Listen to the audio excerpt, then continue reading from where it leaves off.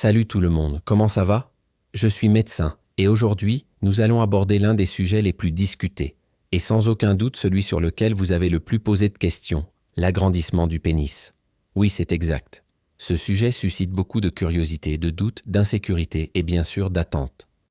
Alors, préparez-vous, car dans cette vidéo, je vais vous présenter plus de 20 techniques différentes, chirurgicales et non chirurgicales, incluant des injections, des produits de comblement et d'autres procédures promettant d'augmenter la longueur ou l'épaisseur du pénis. Mais avant de continuer, vous voyez ce que je veux dire, n'est-ce pas? Cliquez sur le bouton rouge ci-dessous, abonnez-vous à la chaîne et activez la cloche, car cette vidéo n'est qu'un début. Je créerai une série complète avec des épisodes approfondissant chaque technique, montrant ce qui fonctionne vraiment, les pièges et leur impact sur votre santé et vos performances. Dans cette vidéo, mon objectif est de vous donner un aperçu. J'ai compilé les principales approches disponibles aujourd'hui, basées sur des données scientifiques et mon expérience clinique, et je vais brièvement les aborder chacune. Je ne peux pas entrer dans les détails maintenant, car la vidéo serait trop longue. Mais rassurez-vous, il y en aura beaucoup plus à venir.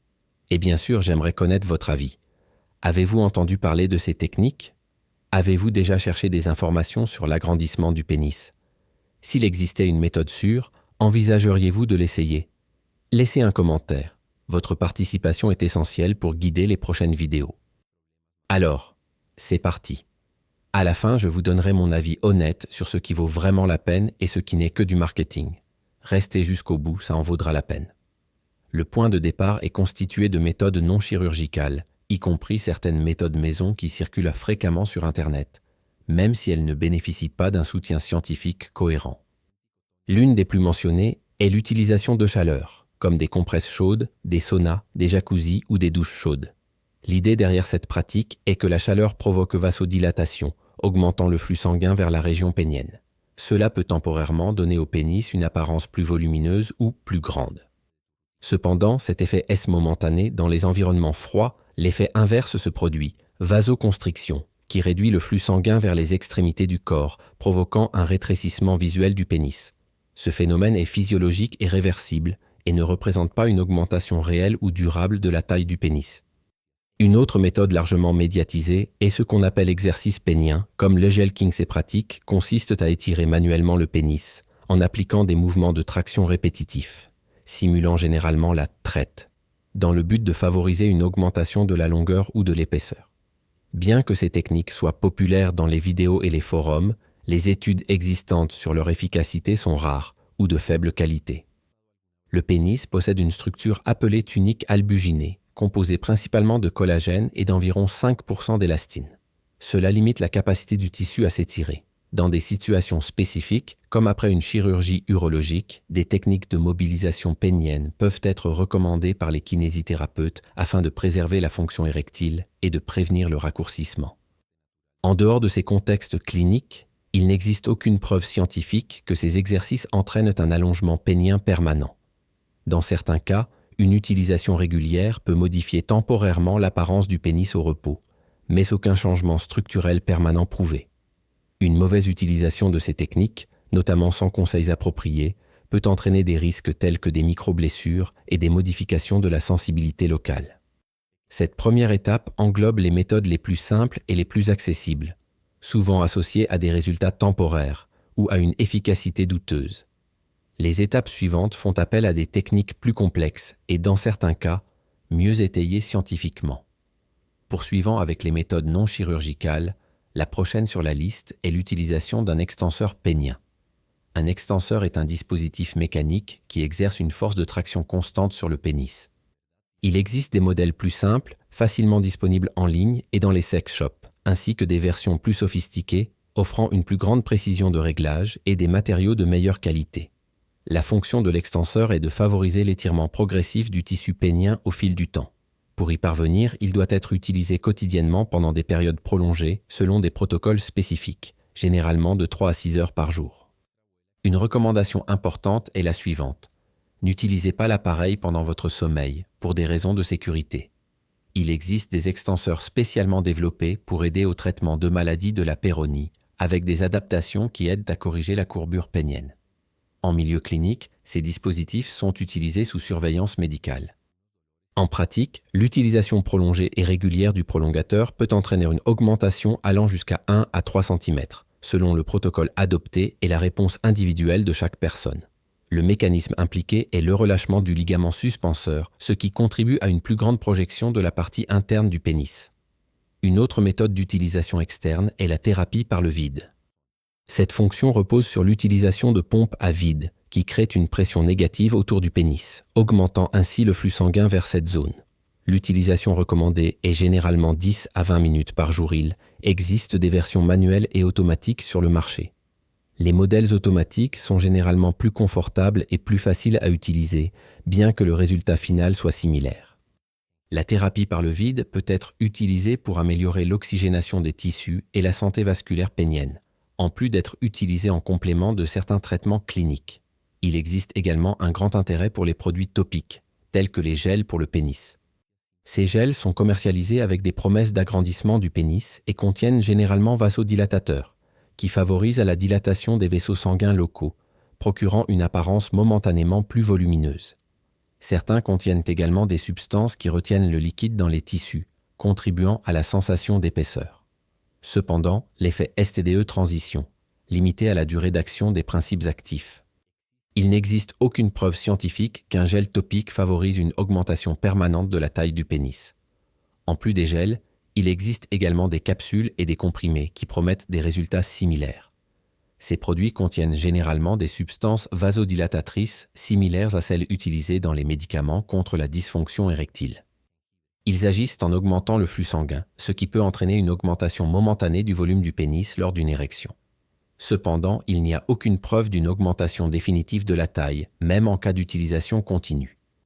L'idée que les capsules peuvent favoriser une croissance de plusieurs centimètres de façon permanente n'a aucun fondement scientifique.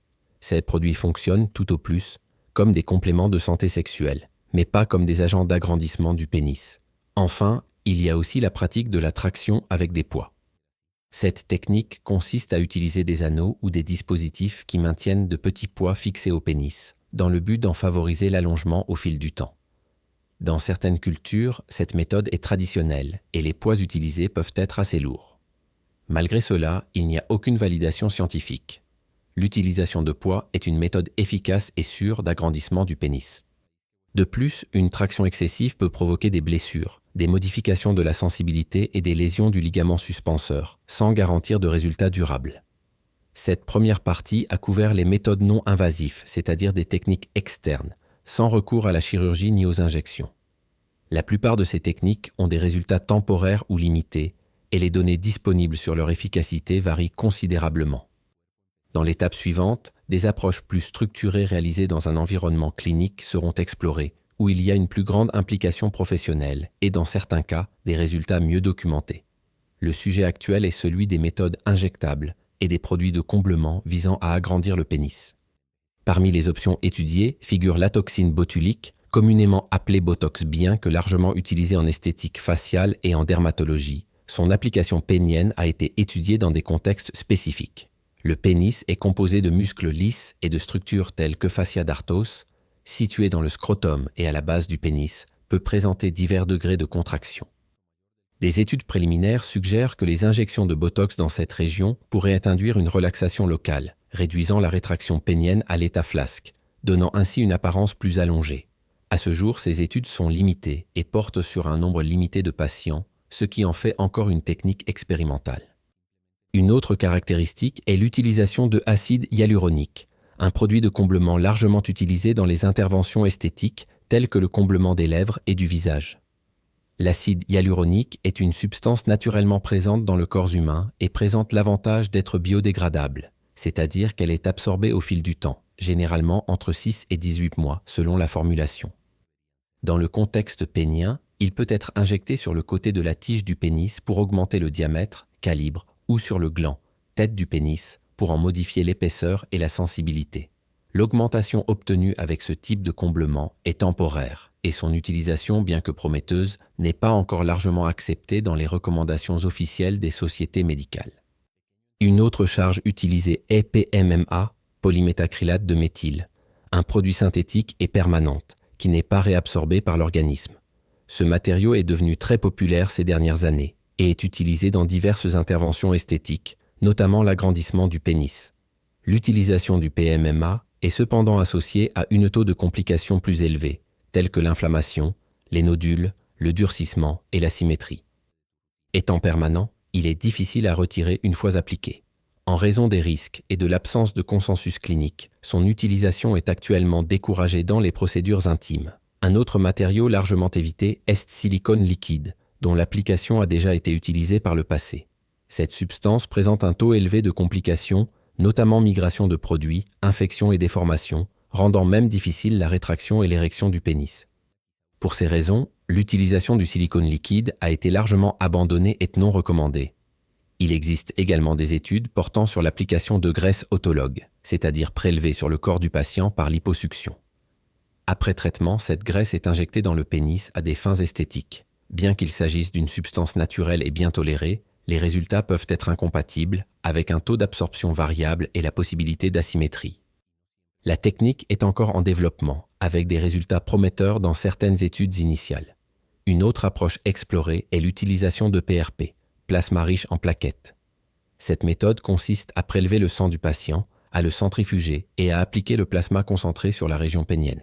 L'objectif est de stimuler la régénération tissulaire et de favoriser des changements esthétiques ou fonctionnels.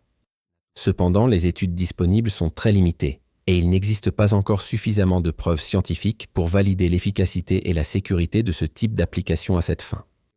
Enfin, les éléments suivants sont également étudiés. Biostimulateurs de collagène, qui sont des substances injectables appliquées entre les couches les plus superficielles de l'anatomie pénienne. Généralement entre les fascias de Bucket atunique albuginée CS produits visent à stimuler la production naturelle de collagène, ce qui entraîne une augmentation du volume et une amélioration de la texture des tissus. Bien que cette approche soit encore en phase expérimentale, on craint qu'une augmentation excessive du calibre du pénis puisse nuire à la rigidité de l'érection.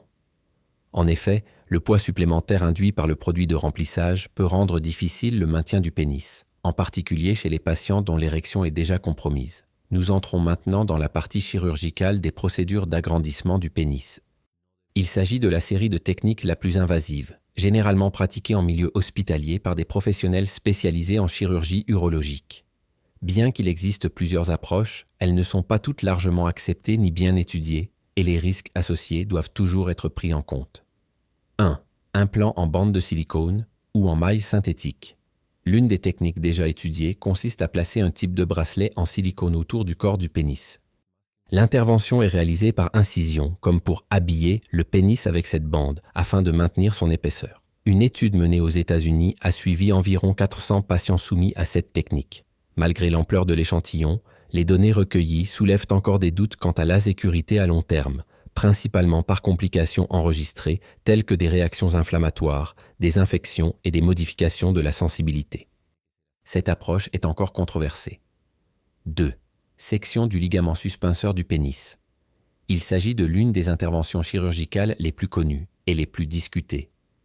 Ligament suspenseur relie la base du pénis à l'os pubien, contribuant ainsi à maintenir son inclinaison vers le haut pendant l'érection. En sectionnant ce ligament, on libère une partie de la longueur interne du pénis, lui permettant ainsi de se projeter davantage vers l'extérieur. Cette technique peut favoriser une augmentation apparente de l'état flasque, mais avec un effet secondaire. Le pénis a tendance à perdre de sa fermeté dans le sens vertical, devenant plus pendulaire et moins érigé à des angles élevés. De plus, sans soins post-opératoires appropriés, comme l'utilisation d'extenseurs, il existe un risque de formation de tissus cicatriciels pouvant réduire la longueur d'origine. 3. Liposuction pubienne et dermolipectomie pubienne. Chez les hommes présentant une accumulation importante de graisse dans la région pubienne, une partie du pénis peut être enfouie sous le tissu adipeux. Dans ces cas, l'hyposuction de cette zone ou d'endermolipectomie, l'ablation chirurgicale de la peau et de la graisse, peut aider à exposer davantage la tige du pénis, donnant l'impression d'un élargissement. Cette technique ne change pas la taille réelle du pénis, mais peut améliorer considérablement votre apparence, en particulier chez les patients en surpoids ou obèses. 4. Scrotoplastie ou repositionnement scrotal. Certains hommes ont un scrotum plus proéminent ou volumineux, qui peut recouvrir une partie du pénis et réduire sa visibilité. Scrotoplastie est une intervention chirurgicale qui ajuste cette anatomie, repositionnant le scrotum pour exposer davantage le pénis. Comme la liposuction, cette intervention vise à améliorer l'esthétique, sans modifier la longueur réelle. 5. Corporoplastie avec greffon. C'est l'une des approches les plus complexes. Elle consiste à ouvrir le tunique albuginé, la membrane entourant les corps caverneux, et insérer greffe biologique, comme péricarde bovinus ou muqueuse intestinale porcine, pour augmenter la capacité d'expansion du pénis pendant l'érection. L'objectif de cette technique est d'augmenter le diamètre du pénis pendant l'érection, mais parce qu'elle implique de nombreuses sutures et la manipulation de structures délicates, la risque de complications. Des anomalies telles que des déformations, une perte de sensibilité et des infections sont pertinentes. Par conséquent, elle est généralement réservée à des cas spécifiques avec des indications bien définies. 6. Expansion de la tunique albuginée avec prothèse pénienne. Une autre procédure décrite est la expansion de la tunique albuginée, réalisée principalement chez des patients atteints de maladies de la peyronie ou dysfonction érectile sévère, lorsqu'il est nécessaire d'implanter une prothèse pénienne. Cette technique consiste à pratiquer des incisions contrôlées dans l'albuginée et à insérer la prothèse avec le pénis étiré au maximum, préservant ainsi l'anatomie et le faisceau neurovasculaire. Le résultat peut conduire à un léger élargissement du pénis, mais l'objectif principal est de restaurer la fonction érectile et corriger les déformations. C'est pourquoi il ne s'agit pas d'une technique exclusive d'agrandissement esthétique du pénis. 7. Remplacement de prothèse pénienne et croissance progressive. Les patients qui utilisent prothèse pénienne gonflable 7 effectuer une activation régulière du dispositif au fil des ans peut éventuellement conduire à remplacer la prothèse par des modèles plus grands. Dans certains cas, ce processus entraîne une augmentation allant jusqu'à 2 ou 3 cm au fil du temps. Bien qu'il ne s'agisse pas d'une technique d'augmentation à proprement parler, elle peut représenter un plus fonctionnel pour ceux qui portent déjà des prothèses. 8. Greffe cutanée et lambeaux pubiens.